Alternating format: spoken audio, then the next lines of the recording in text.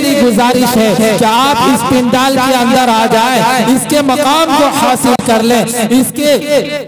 اہمیت کو سمجھتے ہوئے اس جگہ کو آپ کور کر لیں، اور جو گھر میں ہیں ان سے میں عاجزانہ انکساری کے ساتھ اور عقیدت و والہانہ سے میں التماس کرتا ہوں کہ آپ برائے مہربانی اتنی جد و جہد کے ساتھ جو یہ آپ نے اصلاح معاشرہ کانفرنس کے نام سے عظیم الشان اجلاس کیا ہے، اور آپ نے بڑے مقرروں کو بھی بلایا ہے، وہ مقرر کو بھی سننا ابھی باقی ہے۔ خاص طور سے ہمارے 2-3 مقرر ایسے بیٹھے ہوئے ہیں جنہیں ہمیں خاص طور پر سننا چاہیے، مخصوص طور پر سننا چاہیے۔ ہم لوگ تو ابھی ادھر ادھر کی ہی بات سنے ہیں، باقی ابھی جو ذخیرہ ہے وہ تو سننا باقی ہے۔ اس لیے میں تمام مقامی حضرات سے بالخصوص گزارش کرتا ہوں کہ آپ مجلس میں آئے اور آئے ہوئے علماء کرام کی عمدہ بات سنیں، نورانی بیانات سے اپنے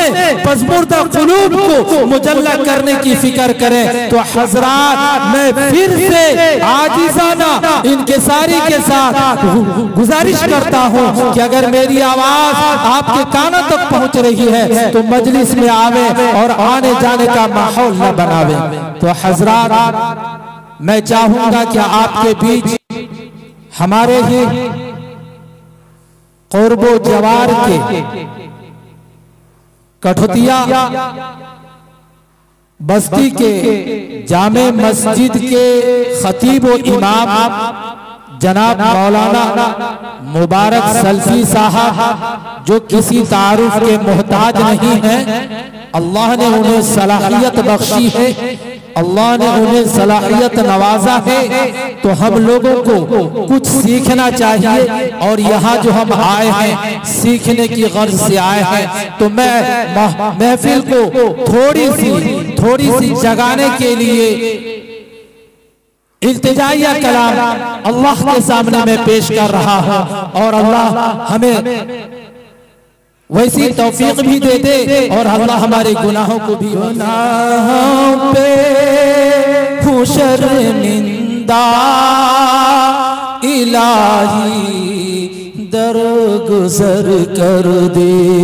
گناہوں پہ ہوں شرمندہ الہی درگزر کر دے، گناہوں پہ شرمندہ الہی درگزر کر دے، بڑا مجرم ہوں میں تیرا الہی درگزر کر دے، بڑا مجرم ہوں میں تیرا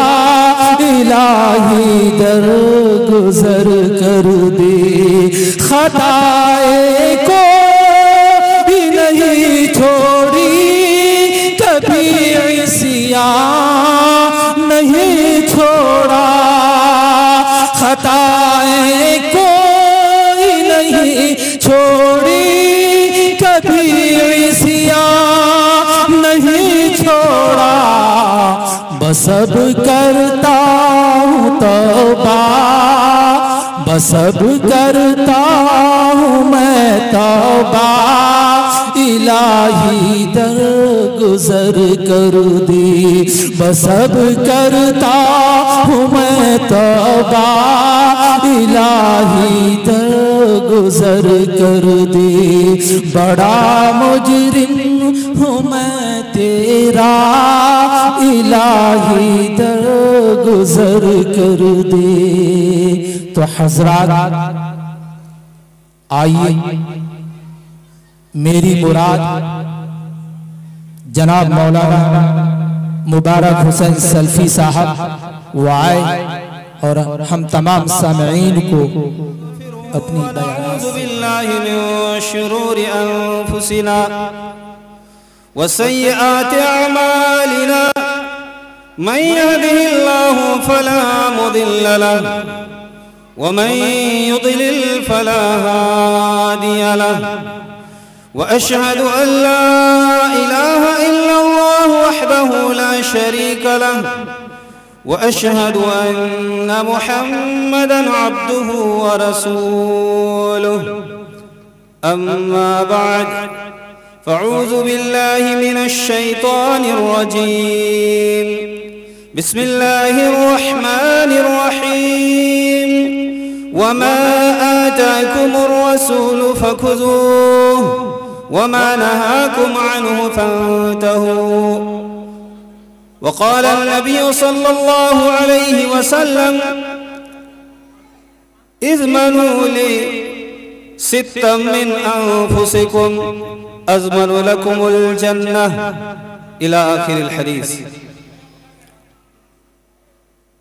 محترم و مکرم صدر اجلاس، اسٹیج پر تشریف فرما معزز علماء کرام، سامنے بیٹھے ہوئے بزرگان دین، عزیز بچوں اور پردہ نشین خواتین اسلام، آج کا یہ جلسہ اصلاحی معاشرہ کانفرنس کے نام سے ہے، جو اسلام پور شیشیہ کے نوجوانوں نے منعقد کرنے کا کام کیا ہے. سبھی حضرات جنہوں نے اس پروگرام کو تیار کرنے میں محنت کی ہے مبارکباد کے مستحق ہیں. اللہ تعالیٰ سے ہم دعا کرتے ہیں کہ اللہ تعالیٰ ہم تمام لوگوں کی اور ان تمام نوجوانوں کی محنت کو قبول فرمائے، آمین. محترم سامعین، اصلاح معاشرہ کانفرنس ہے، اسی کی مناسبت سے میں نے آپ کے سامنے ایک آیت کریمہ کا تھوڑا سا حصہ تلاوت کیا ہے اور صحیح ترغیب و ترہیب سے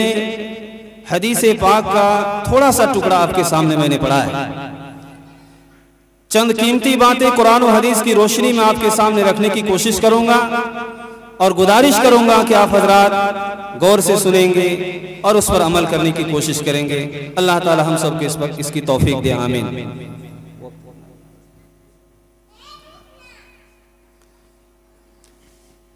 معزز سامعین، اللہ رب العالمین نے آیت کے اس ٹکڑے میں فرمایا وَمَا آتَاكُمُ الرَّسُولُ فَخُذُوهُ وَمَا نَهَاكُمْ عَنْهُ فَانْتَهُوا. اللہ کے نبی صلی اللہ علیہ وسلم جو کچھ آپ کو دیں آپ لے لیجئے، اور جس چیز سے اللہ کے نبی صلی اللہ علیہ وسلم منع فرمائے آپ اس سے باز آ جائیے، رک جائیے. تو ہم سماج و معاشرے کے اندر دیکھیں، ہم مسلمان ہیں، اسلام کے ماننے والے ہیں، لیکن ہمارا سارا کام اسلام کے مطابق نہیں ہے.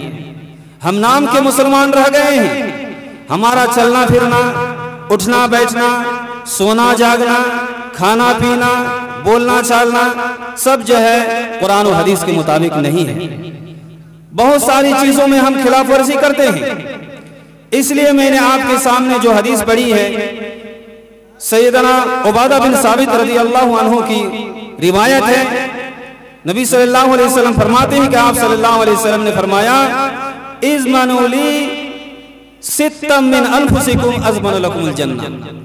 کہ نبی اکرم صلی اللہ علیہ وسلم نے فرمایا تم مجھے 6 چیزوں کی گارنٹی دو، میں تجھے جنت کی ضمانت دیتا ہوں. پہلی چیز کیا ہے؟ اللہ کے نبی صلی اللہ علیہ وسلم نے فرمایا اگر ہم ان 6 چیزوں پر عمل کریں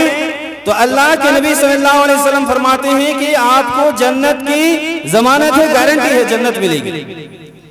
پہلی بات ہے اصدقوا اذا حدثتم، جب تم بات کرو تو سچ بولو، یعنی زبان کو صحیح جگہ پر استعمال کریں،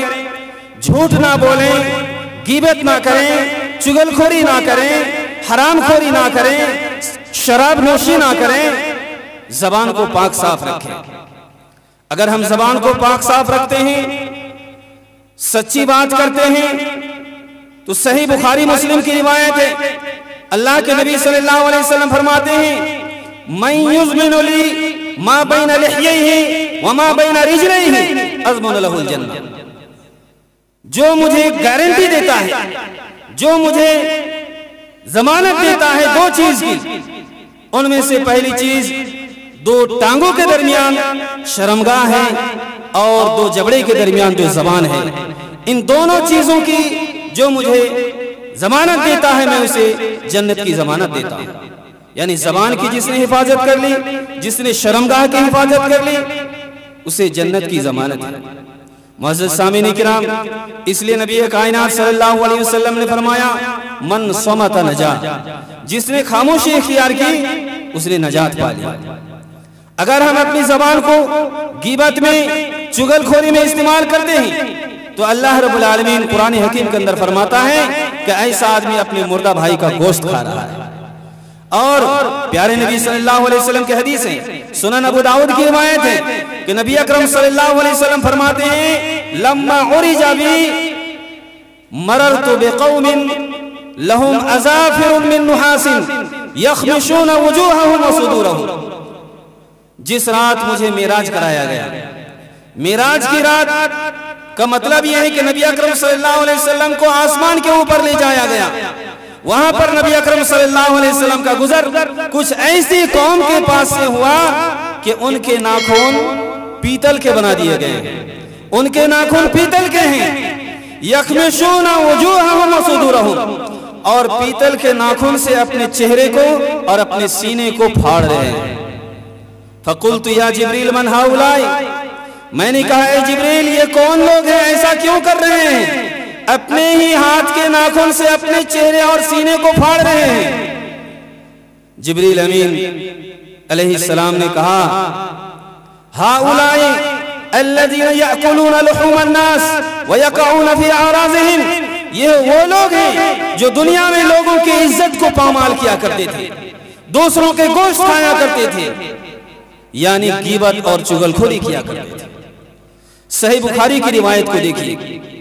نبی اکرم صلی اللہ علیہ وسلم کی ایک لمبی حدیث ہے، کتاب التعبیر،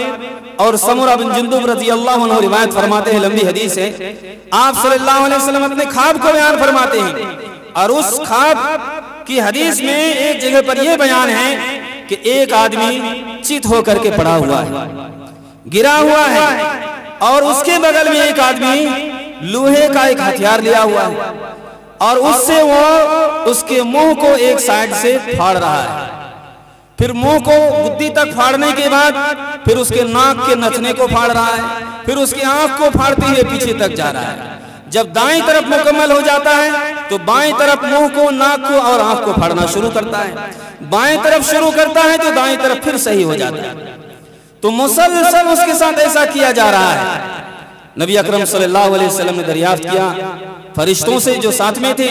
کہ بتائیے ان کے ساتھ ایسا کیوں کیا جا رہا ہے؟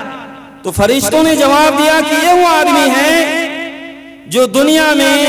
جھوٹی باتیں کیا کرتا تھا اور اس طرح کی باتیں بڑھا چڑھا کر کے پیش کیا کرتا تھا کہ اس کی بات آسمان کے کنارے پر پہنچائی جاتی تھی جھوٹی باتوں کو، جس سے برائیاں پھیلتی تھی۔ اسی لیے اس کی زبان کو، اس کی ناک کو اور اس کی آنکھ کو پھاڑا جا رہا ہے۔ تو معزز سامعین کرام، اگر ہم زبان کو صحیح جگہ پر استعمال نہیں کریں گے، اگر ہم غلط طریقے سے استعمال کریں گے تو مرنے کے بعد ہی عالم برزخ میں ہمارے ساتھ یہ سزا شروع ہو جائے گی، یعنی ہماری زبان کو پھاڑی جائے گی، ہماری آنکھ کو چیر دیا جائے گا اور ہمارے نتنے کو بھی پھاڑا جائے گا۔ اسی طرح آپ نبی اکرم صلی اللہ علیہ وسلم کی حدیث کا مطالعہ کیجئے، صحیحین کے اندر یہ روایت موجود ہے کہ مر النبی صلی اللہ علیہ وسلم بقبرین، نبی اکرم صلی اللہ علیہ وسلم کا گزر دو قبروں کے پاس سے ہوا اور آپ صلی اللہ علیہ وسلم نے فرمایا وَإِنَّهُمَا لَا يُعَذَّبَانِ وَمَا يُعَذَّبَانِ فِي كَبِيرٍ، کہ یہ دونوں قبر والے عذاب دیے جا رہے ہیں اور کسی بڑی چیز کی وجہ سے عذاب نہیں دیے جا رہے ہیں۔ اما احدهما فكان يمشي بالنميمة، کہ ان میں سے پہلا شخص جس کو قبر میں عذاب دیا جا رہا ہے یہ چغل خوری کیا کرتا تھا، اور دوسرا شخص پیشاب کرتا تھا۔ وَأَمَّا الْآخَرُ فَكَانَ لَا يَسْتَنزِهُ مِنَ الْبَوْلِ، پیشاب کے چھینٹے سے نہیں بچتا تھا، پیشاب کرتا تھا، پانی استعمال نہیں کرتا تھا۔ تو قبر میں دو چیز کی وجہ سے عذاب، ایک کیا؟ غیبت اور چغل خوری کرنے کی وجہ سے، اور دوسری بات اس حدیث میں بیان ہے کہ پیشاب سے نہ بچنے کی وجہ سے۔ محترم سامعین کرام، اس لیے زبان کو ہم